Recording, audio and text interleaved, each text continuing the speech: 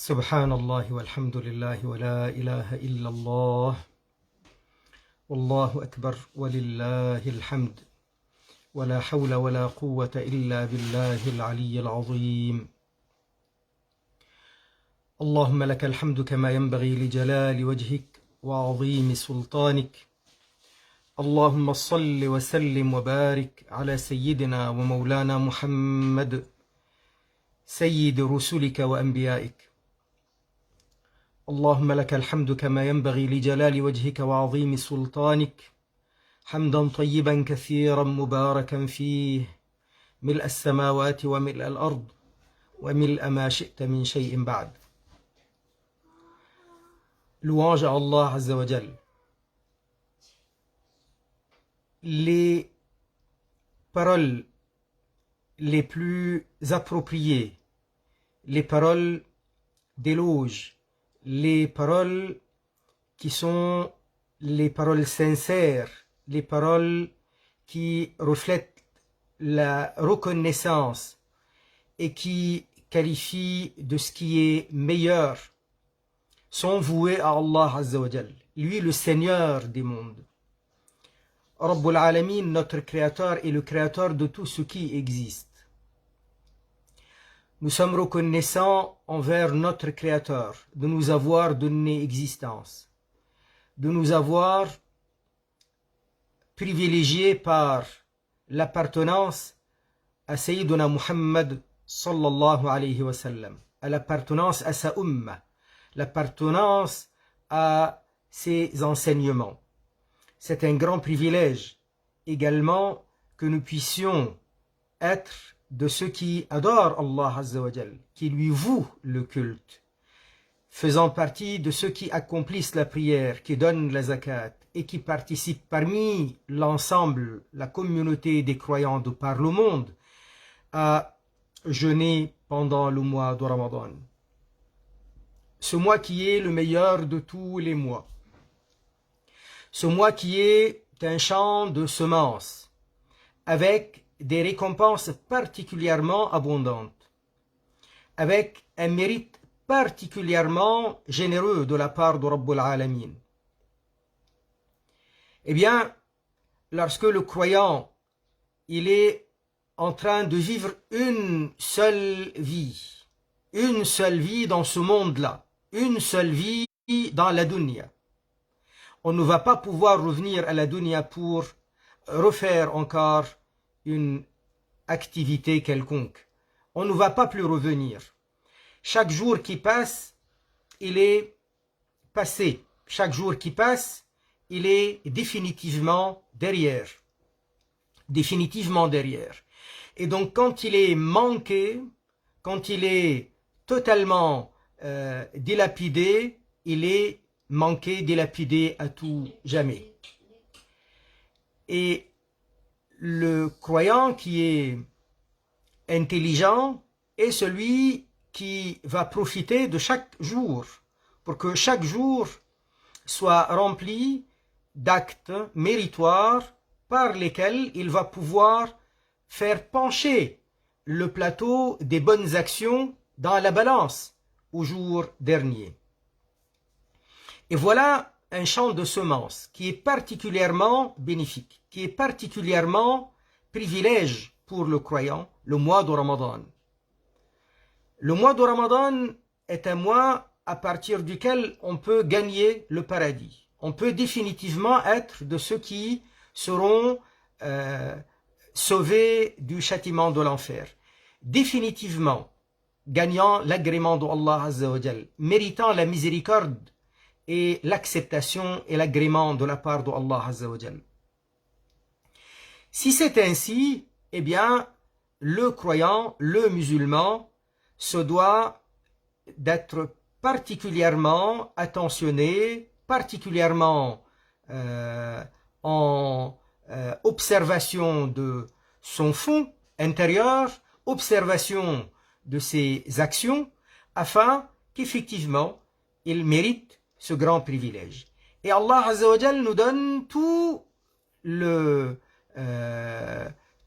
les récompenses, toutes les multiplications des bonnes actions, afin que ce soit effectivement accessible, que ce mérite nous soit effectivement accessible. Donc les louanges à Allah Azza wa Jal. Allah Azza wa Jal l'unique. Allah Azza wa Jal, lui qui n'est pas semblable à l'être humain. Que Allah Azza wa Jal est l'unique créateur. Allah Azza wa Jal, rien ne lui est comparable, rien n'est tel que lui. L'unique créateur de tout ce qui existe, de tout ce qui a existé et de tout ce qui existera. La ilaha illallah. Il n'est de Dieu que Allah. Il n'est de créateur que Allah. Allah, l'unique Seigneur. Allah Azza wa Jal, qui nous privilégie par tous ces enseignements de notre prophète sallallahu alayhi wa sallam, afin que l'on gagne la vie la plus fantastique, la plus belle, la plus splendide, celle du paradis. La vie dans le paradis où il n'y a pas de souffrance, pas de fatigue, pas de soucis, pas de maladie. C'est une vie éternelle, sans jamais mourir. C'est une vie en pleine santé tout le temps et à tout jamais, sans jamais aucune douleur, aucune souffrance. C'est une vie où il n'y a que la joie, que le bonheur. Et à partir de là, il n'y a absolument aucune chose qui pourrait altérer cette joie et cette béatitude dans la vie du paradis. Ça sera une vie où il y aura que ce qui plaira à la personne. Manger sans avoir faim, seulement par plaisir. Pour gagner cette vie, pour gagner l'agrément d'Allah Azza wa Jal, on a besoin dans notre vie, principalement, la condition, la première, c'est Al-Iman. Al-Iman n'est que la condition pour être musulman. Et être musulman, c'est la même chose, condition pour être mu'min. Les deux sont ensemble. Il n'est pas mu'min, il n'est pas croyant, celui qui n'est pas musulman. Et il n'est pas musulman, celui qui n'est pas croyant. Il ne s'agit pas de croire à n'importe quoi pour être qualifié de croyant. Il faut croire en Allah l'unique. Il faut croire en Allah l'unique, lui qui est le Tout-Puissant et le créateur de tout ce qui existe. Nul n'est créateur hormis Allah Azza wa Jal. En ce sens-là, Allah Azza wa Jal, le Tout-Puissant, qui est de toute éternité. Nul autre qu'Allah n'est de toute éternité. Tout ce qui existe hormis Allah est créé par Allah Azza wa Jal. Le monde, le trône, la terre, les actes, ce qui est corps et ce qui est acte, le tout est créé par Allah. Croire en Allah Azza wa Jal, c'est croire qu'Allah Azza wa Jal, rien ne lui ressemble. Rien n'est tel que lui. Qu'Allah Azza wa Jal n'est pas corps, n'est pas physique, n'est pas matière. Lam yalid wa lam yulad aussi. Il n'a pas engendré et il n'a pas été engendré. Croire, avoir la foi en Allah Azza wa Jal, ça veut dire que c'est également croire qu'Allah Azza wa Jal est celui qui a tout prédestiné. Tout ce qui arrive, tout ce qui est arrivé, tout ce qui arrivera, Allah, il le sait de toute éternité. Et Allah Azza wa Jal, il est le Tout-Puissant. Sachant tout de toute éternité, ayant la puissance absolue, l'omnipotence. Donc rien ne peut entraver à la réalisation de ce que Allah Azza wa Jal sait que ça existera. Et rien ne peut entraver à la réalisation de la création d'Allah. Et donc, tout est prédestiné par Allah. La prédestination, c'est tout simplement le fait que Allah Azza wa Jal réalise ce qui existe conformément à ce qu'il le sait de toute éternité et conformément à son vouloir, lequel est de toute éternité. N'est-ce pas Allah est créateur? Allah qui réalise ce qui existe et lui donne existence? Eh bien, l'acte qui est la création, est un acte de la part d'Allah. Et cet acte-là, de la part d'Allah Azza wa Jal, il n'est pas sous pression. Il n'est pas sujet à une contrainte quelconque, car Allah, il est le Tout-Puissant. Et c'est ça ce que nous appelons le vouloir d'Allah. Ça veut dire que l'acte de la part d'Allah, la création notamment, est un acte indépendant de toute puissance autre, de toute volonté autre, indépendant d'une contrainte quelconque. Ça voudrait dire que l'acte d'Allah Azza wa Jal est à partir, l'acte d'Allah est à partir de son vouloir, qui est son vouloir de toute éternité, qui est son attribut de toute éternité, qui est indépendant, et il n'est pas sujet à une pression, pas sujet à une contrainte quelconque. Et c'est ça que nous appelons le vouloir d'Allah Azza wa Jal. La foi en Allah Azza wa Jal, c'est aussi la foi en la parole d'Allah, le Coran al-Karim. Allah Azza wa Jal a révélé le Coran al-Karim à son Nabi alayhi as-salatu was-salam. Comme avec des prophètes précédents, comme Sayyiduna Ibrahim alayhi salam, ou Sayyiduna Moussa alayhi salam, ou Sayyiduna Isa alayhi salam, qui avaient reçu, ou Daoud alayhi salam, qui avait reçu la révélation, et également dans la révélation des livres célestes. Eh bien, le Coran est un livre céleste révélé à notre prophète Muhammad sallallahu alayhi wa sallam. La foi, c'est aussi la foi en la parole d'Allah Azza wa Jal. Bien entendu, les livres célestes précédents, avec la mécréance qui a gagné les communautés des prophètes précédents, ces livres célestes avaient été falsifiés. Ce n'est pas le cas de notre livre, à nous, Al-Qur'an Al-Karim, le livre céleste envoyé à notre prophète Muhammad sallallahu alayhi wa sallam, qui lui restera jusqu'à la fin des temps. La foi, c'est aussi la foi aux Anbiya alayhim as-salam, et notamment en notre Nabi Muhammad sallallahu alayhi wa sallam. Et notre prophète Muhammad sallallahu alayhi wa sallam est lui qui est né à Mecca, lui qui est de Quraysh, lui qui est l'arabe, lui qui est descendant de Sayyiduna Ismaïl, fils de Sayyiduna Ibrahim alayhi as-salam. Notre prophète Muhammad sallallahu alayhi wa sallam, il a vécu parmi les siens un certain temps, jusqu'à l'âge de 40 ans où il reçoit la révélation. Il annonce qu'il est Nabiullah et qu'il est Rasulullah. Il n'est pas Rasulullah pour les Quraysh ou les Arabes seulement. Il est Rasulullah pour l'ensemble des créatures. Ça veut dire, on vise par là tous les humains et tous les djinns. Notre Nabi sallallahu alayhi wa sallam est resté parmi les Quraysh à Mecca pendant 13 ans. Après, il est parti émigrer à Médine. Et là-bas, il est resté pendant 10 ans, au bout desquels il est décédé alayhi salatu wassalam, et son qabr, son maqam, là où il est enterré, c'est dans le Masjid Nabawi, sous la coupole verte.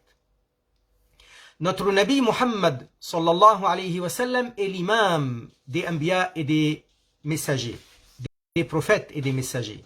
C'est lui qui est l'ultime des Anbiya. Après lui, Allah Azza wa Jal n'enverra pas de nouveaux prophètes.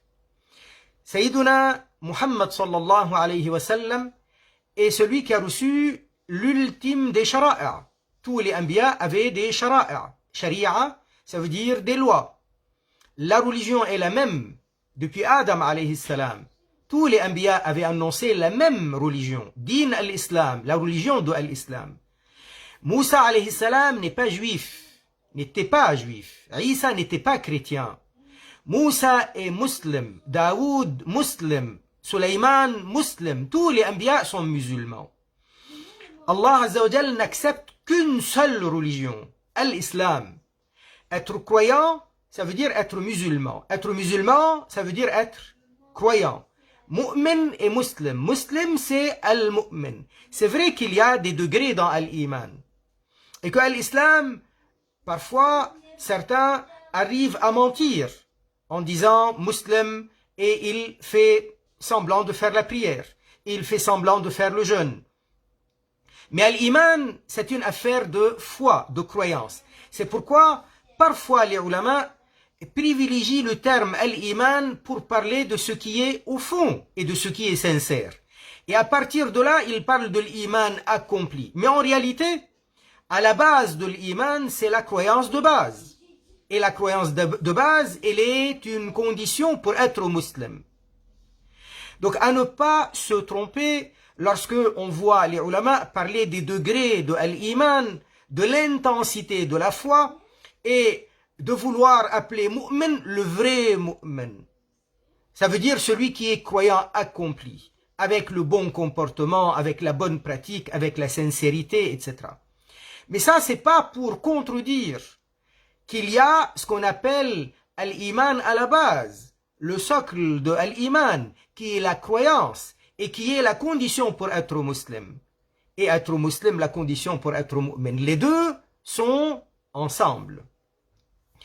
Donc, pour être gagnant, nous avons besoin d'être vraiment mu'min, d'être croyant, d'être musulman. Sans cela, nous ne gagnerons rien.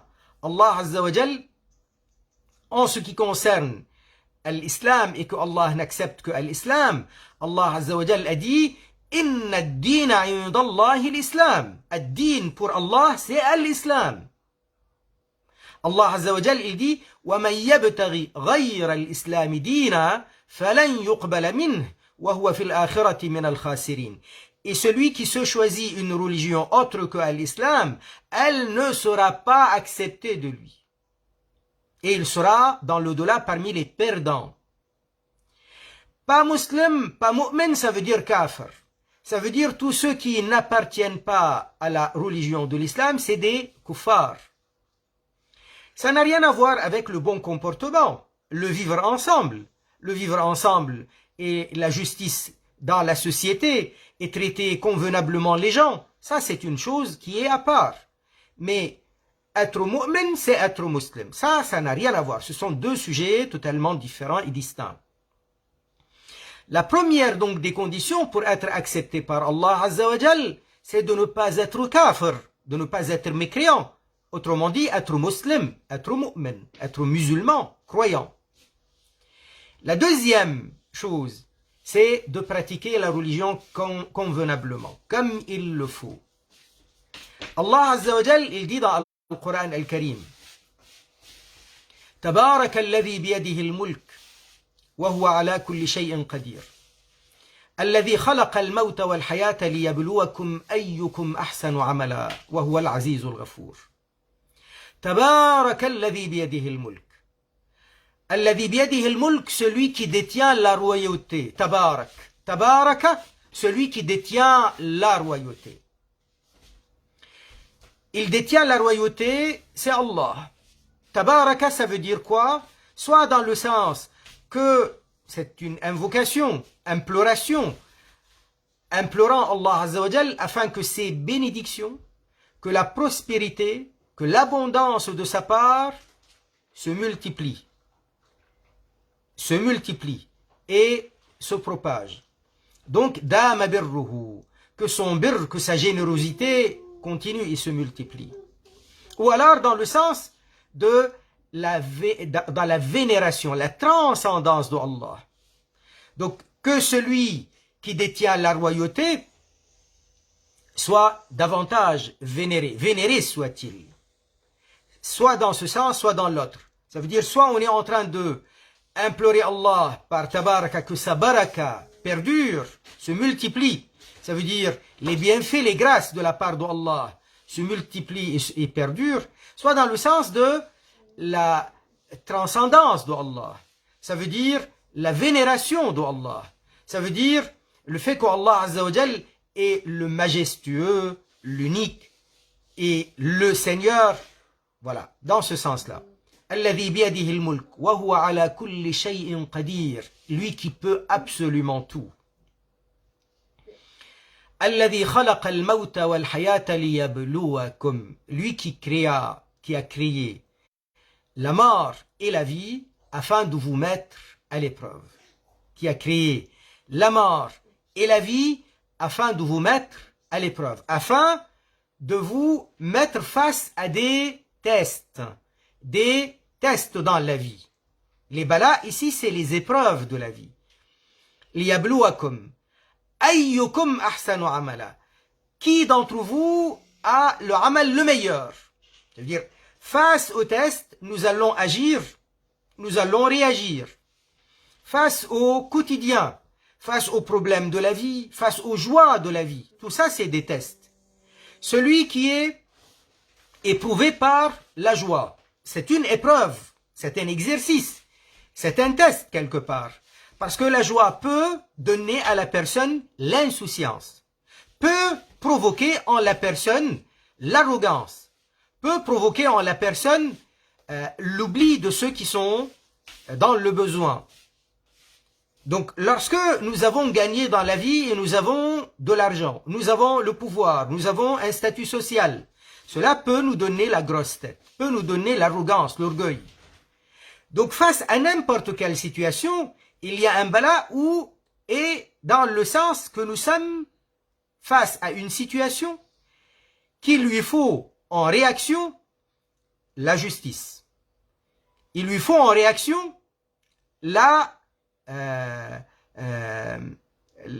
convenance avec la société, avec soi-même, vis-à-vis de soi, vis-à-vis de sa famille, vis-à-vis de la société. Une attitude convenable, une attitude juste, une attitude telle que Allah Azza wa Jal nous l'ordonne, telle que notre Nabi sallallahu alayhi wa sallam nous l'a ordonné et nous l'a enseigné. Également, lorsque nous sommes face à une difficulté, à une douleur, à une souffrance, là aussi, nous devons être tout le temps braves, justes, et jamais céder à la tentation de al-haram, jamais céder à la tentation de faire quelque chose d'injuste. Ni au moment où nous sommes dans un moment de plaisir, de joie, de réussite, ni lorsque c'est un autre moment où nous sommes dans la difficulté, dans la souffrance ou dans la douleur. Ce qui arrive dans la vie à l'être humain, c'est comme, en le schématisant, c'est comme le vent, parfois très violent et parfois extrêmement violent.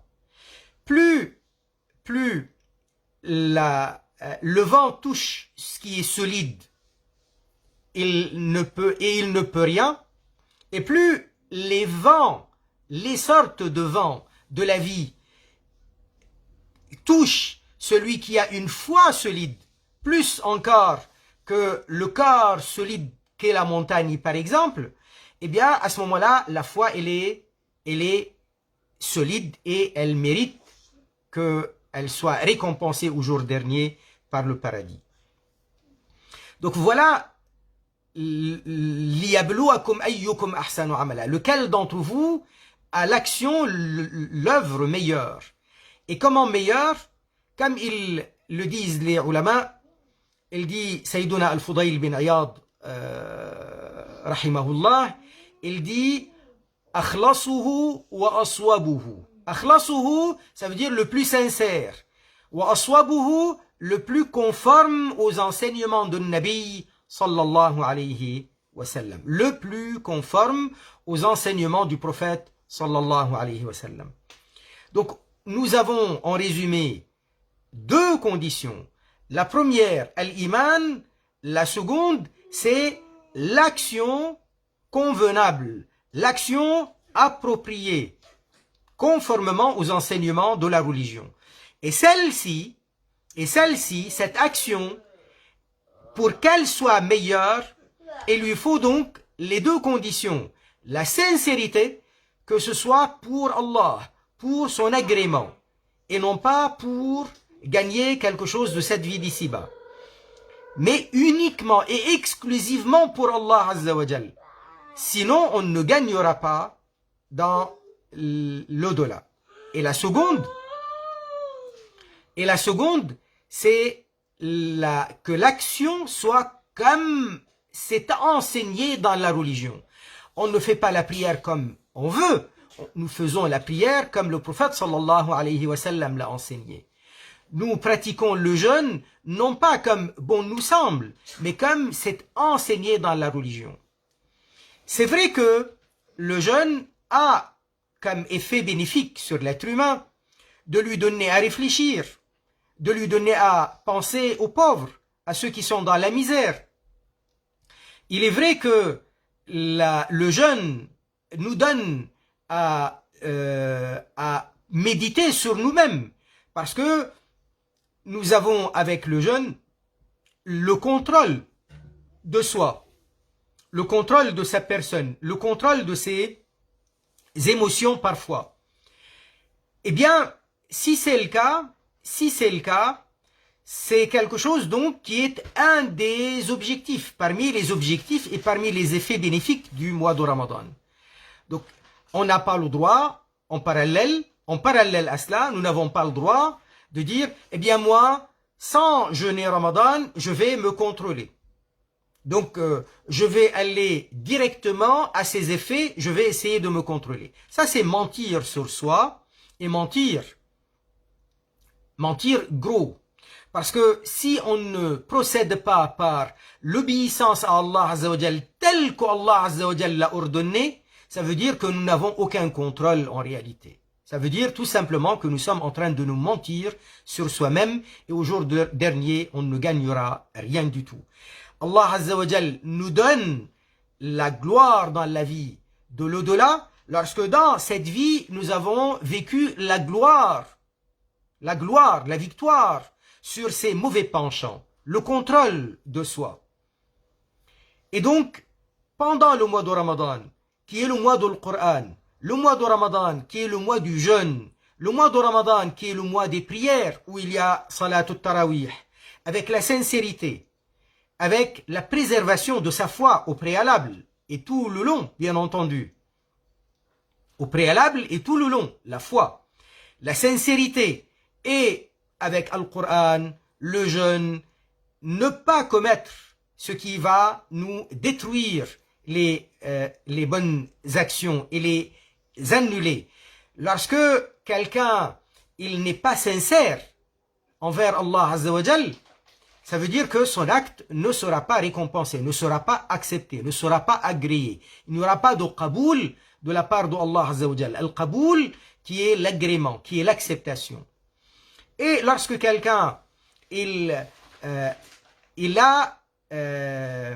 est éprouvé par ce qu'on appelle l'infatuation, al-ujub, ça veut dire il se voit en train de faire l'action qui est une adoration et il oublie que c'est une grâce de la part d'Allah Azza wa Jal.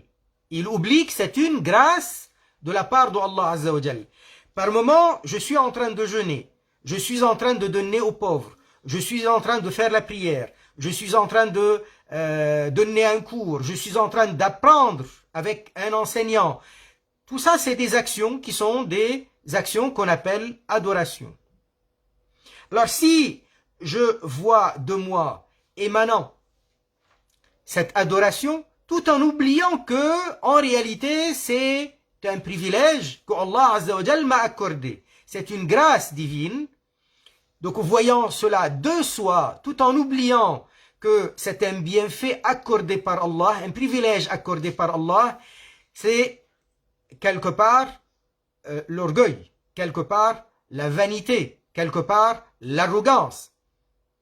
Se voir en train de faire, en oubliant que ce qu'on fait de bien est une grâce divine, c'est ce qu'on appelle al-ujub bi ta'atillah, donc l'infatuation, et ça annule aussi les récompenses. Nous avons besoin donc de surveiller son cœur, de surveiller son intention. Et plus on est conscient, et plus on est vif, et plus on est vivant. Celui qui est vivant est celui qui a de la conscience, qui est tout le temps en action et avec des effets, et tout le temps en train de s'exercer sur soi-même. Ça veut dire quoi? Ça veut dire, de la même manière que lorsque je tape ma main, si ma main ne sent pas de douleur, ne réagit pas, ça veut dire que le nerf il est mort. Et lorsque notre cœur il arrête d'être conscient, d'observer le reste des actions du corps, des actions du cœur, ça veut dire qu'il est quelque part mort, aveugle et sourd. Et on a besoin donc que ce cœur soit vivant, qu'il soit conscient, qu'il soit en train de voir, qu'il puisse entendre. Il entend les conseils, il entend les rappels, il entend le verset et l'effet fait effet sur lui. Et le verset fait effet sur son cœur. Comme Allah Azza wa Jal a dit وَإِذَا تُلِيَتْ عَلَيْهِمْ آيَاتُهُ زَادَتْهُمْ إِيمَانًا. Et lorsque ces versets sont récités devant eux, زَادَتْهُمْ إِيمَانًا, cela augmente l'intensité de leur iman, de leur foi. Ça, c'est un cœur vivant. Ça, c'est un cœur vivant. Mais lorsque le cœur ne voit plus, n'entend plus et ne contrôle plus, ça veut dire qu'il est plutôt mort. Allah Azza wa Jal a dit فَإِنَّهَا لَا تَعْمَى الْأَبْصَارِ وَلَكِنْ تَعْمَى الْقُلُوبُ الَّتِي فِي الصُّدُورِ. Ce ne sont pas les yeux qui souffrent de cécité, d'aveuglement, ce sont plutôt les cœurs qui sont au fond du corps humain, de la poitrine. Donc ça, c'est la cécité la pire, celle qui est blâmée dans les enseignements. Et donc nous avons besoin de ce cœur-là pour qu'il contrôle. Pour qu'il contrôle, il faut qu'il soit vivant. Et être vivant, c'est quand il a cette conscience, cette observation, elle est due à un cœur donc vivant. Qui lorsque il y a un rappel de le Coran al-Karim, de Nabi alayhi salatu wassalam, ça le fait bouger, ça le fait vibrer. Ça, c'est le signe qu'il est vivant. Et donc, il voit, il entend. Il entend, ça veut dire il entend les conseils. Il entend, ça veut dire il entend le rappel. Et il voit donc avec la clairvoyance. Et avec cette clairvoyance, il va pouvoir aussi contrôler l'intention. Pour ne pas aller dans la vanité, pour ne pas aller dans l'infatuation, l'infatuité, et pour ne pas aller dans le ria, l'ostentation, et ainsi de suite. Donc Ramadan, c'est aussi une occasion pour que nous puissions, avec la grâce divine, avec le privilège qu'est le mois de Ramadan, faire le travail sur soi-même. Faire le travail sur soi-même pour être gagnant. D'ailleurs, le prophète sallallahu alayhi wa sallam, il le dit, que celui qui a manqué l'occasion de Ramadan, lui, il n'a pas de mérite. Lui, il faut qu'il soit rejeté.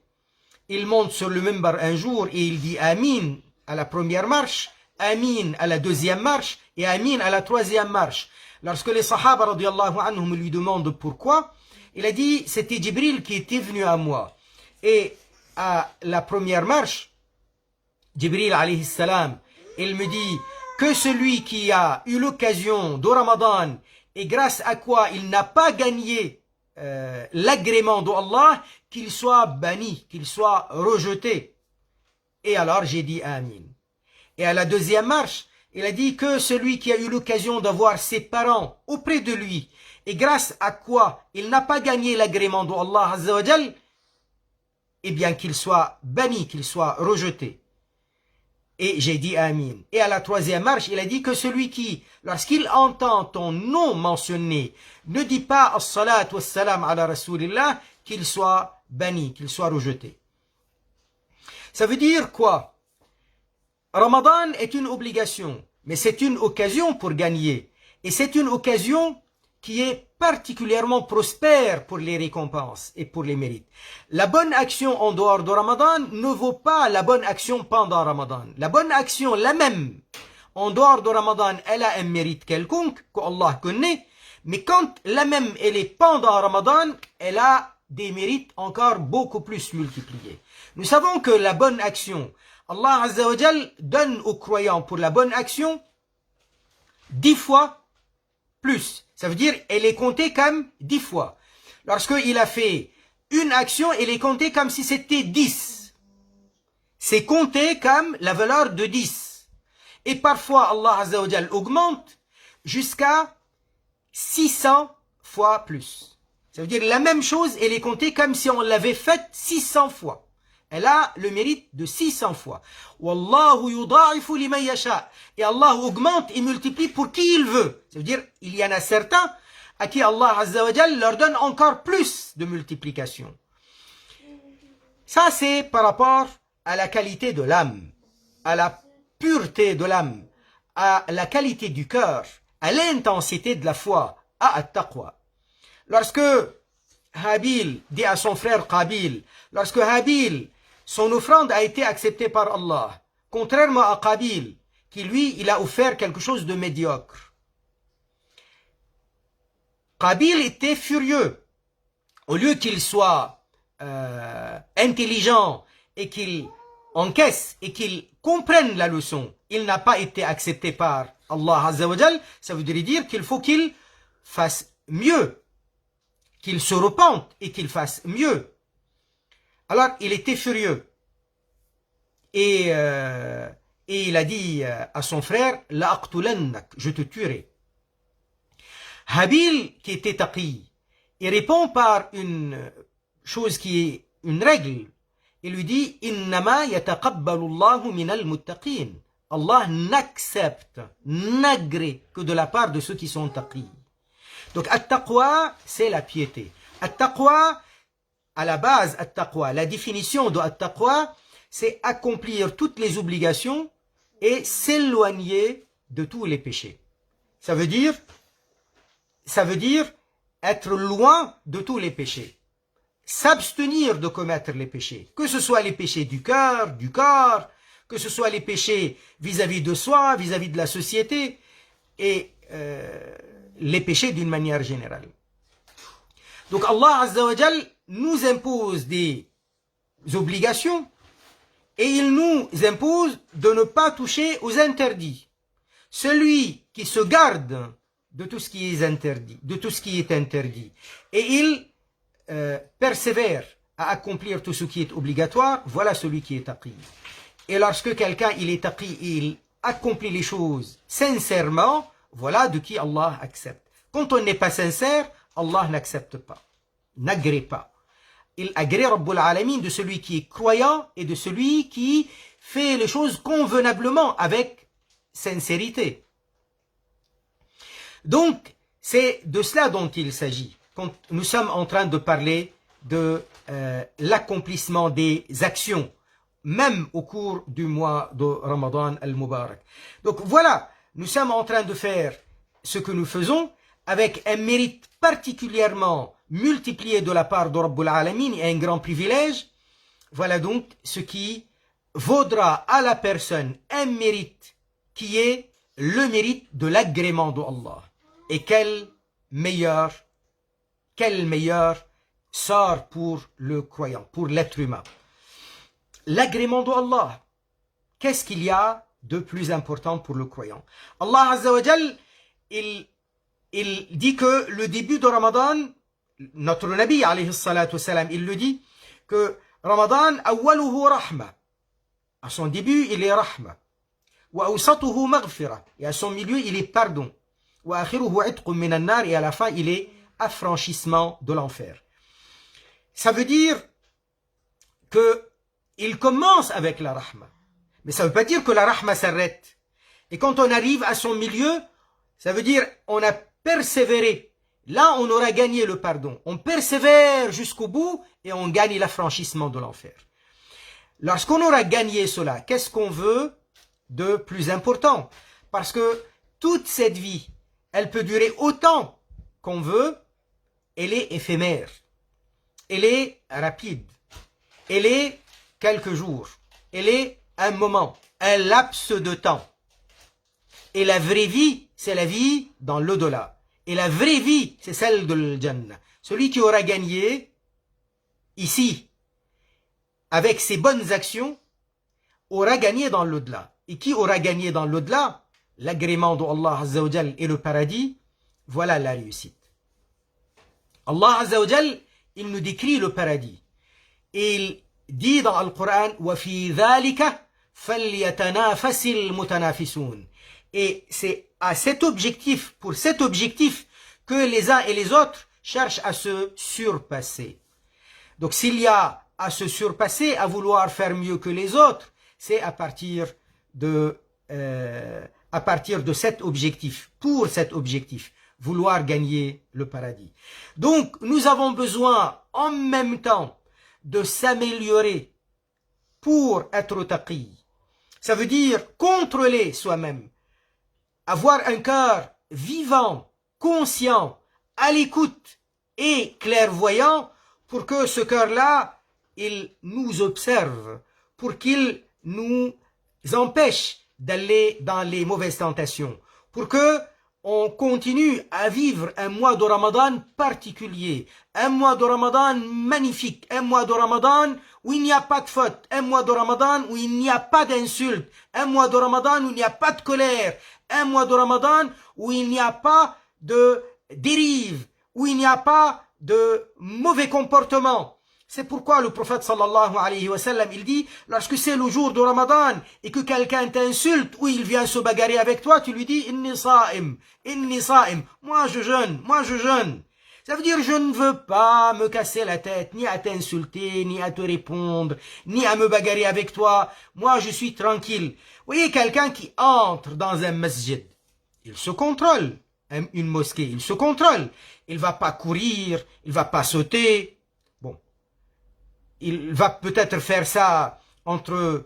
ils vont faire ça entre amis, dans une salle de spa. Mais dans le masjid, il va se contrôler. Dans le masjid, il va surveiller ses actes. Il va surveiller son regard. Il va rester tranquille. Il va s'occuper de réciter le Coran, faire des prières, écouter un cours.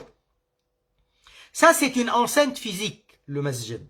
Et encore meilleur quand c'est le Masjid Nabawi, ou Masjid Al-Aqsa, ou le Masjid Al-Haram de Mecca Al-Mukarrama.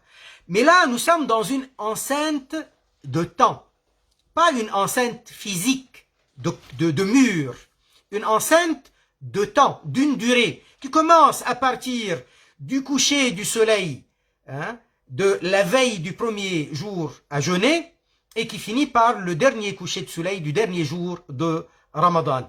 Nous sommes donc dans une enceinte de temps. Une fois dans cette enceinte, une fois à l'intérieur, eh bien nous allons nous faire remarquer, vous êtes dans Ramadan, je suis dans Ramadan, donc je me surveille. Là, pas de regard bizarre, d'écart, pas de mauvais comportement, pas de péché, pas de faute, afin que notre cœur, par la suite, lui, il est en train de nous contrôler. Lui, il est en train de nous surveiller. Lui, il est en train de faire son rôle de l'muraqaba, l'auto-surveillance, l'auto-observation. Mais également, lui, le cœur, il est quelque chose de créé. Lui, il est en train de s'exercer. Quand il est en train de faire ça, et nous sommes en train de l'entraîner dans cette action, il finit par s'exercer. Comme nous exerçons le corps avec le sport, comme nous exerçons notre mémoire avec les cours et les enseignements, comme nous nous exerçons dans le comportement avec les uns et les autres, eh bien là, nous sommes en train d'exercer notre cœur, afin que le cœur ressorte, à partir de ce mois béni, ressorte victorieux, la gloire. Et cette gloire lui fera gagner le paradis, l'agrément d'Allah Azza wa Jal. Voyez, le mois de jeûne, 30 jours ou 29 jours, on jeûne, on s'abstient. On s'abstient de manger et de boire principalement. Alors, bien sûr, on s'abstient aussi de relations avec son épouse, etc. Les deux conjoints. De Al-Fajr jusqu'à Al-Maghrib. Au moment de Al-Maghrib, manger, boire, autorisé. Avoir des relations entre l'homme et son épouse, c'est autorisé. À partir de Maghrib, donc, on regagne ce que le Nabi alayhi salatu wassalam a dit, le sa'imi farhatan. للصائم فرحتان. Le jeûneur, il a deux moments de joie. فرحة عند فطره, une joie au moment où il va rompre le jeûne. À chaque fois qu'il va rompre le jeûne, il est content. وفرحة عند لقاء ربه, et une joie au moment où il va être présenté au jugement par Allah Azza wa Jal, où il va y avoir la présentation des actes. Ça sera un moment de joie aussi. Alors, étant donné qu'il y a la joie, je reviens à la joie au moment où on consomme, où on est au Maghreb en train de manger. C'est-à-dire, on s'est abstenu toute la journée, on a patienté, et puis après on arrive et on commence à rompre le jeûne. Eh bien, c'est un petit peu schématique, c'est un peu symbolique de la vie de la personne, de l'être humain. Depuis qu'il est à l'orée de son existence, ça veut dire l'aube de son existence, quelque part le fajr de son existence, jusqu'au crépuscule de son existence. Crépuscule de son existence, ça veut dire le moment de son décès. On s'abstient cette fois-ci de ce que Allah nous interdit durant son existence. Et au moment du crépuscule, le crépuscule c'est le coucher du soleil, au moment de son décès, on va retrouver les joies. Allah Azza wa Jal nous donnera le joie, parce que celui qui a été taqi tout le long de sa vie, au moment de son décès, il va voir le sort heureux, il va constater de lui-même les anges de la miséricorde qui viennent l'accueillir. Donc, vous voyez, c'est un peu ce schéma-là. Qu'Allah Azza wa Jal nous aide tout le long de ce mois et même au-delà, jusqu'à la fin, jusqu'au crépuscule de notre existence, à être chaque jour meilleur que le précédent. Chaque jour, plus encore persévérant, plus juste, plus taqi que les précédents. Et tout le temps en objectif et en vue, tout le temps en objectif et en vue, l'agrément d'Allah, d'être juste et de ne pas se laisser plier par les vents de la vie, aussi violents soient-ils. Le vent physique face à la montagne, il ne peut pas plier la montagne. Et lorsque nous sommes avec une foi solide comme une montagne, les vents de la vie, que ce soit les tentations, les moments de joie ou les moments de la difficulté, ne pourront pas nous faire bouger, rester juste, rester donc dans la fermeté avec son iman et avec les enseignements d'excellence que notre Nabi sallallahu alayhi wa sallam nous a donnés. Subhanallah walhamdulillah, wa la ilaha illallah, la ilaha illallah, la ilaha illallah, la ilaha illallah. Allahumma salli ala sayyidina Muhammad wa ala alihi wa sahbihi wa sallim. Rabbi ighfir lil mu'minina wal mu'minat. سبحان ربك رب العزة عما يصفون وسلام على المرسلين والحمد لله رب العالمين بارك الله تعالى فيكم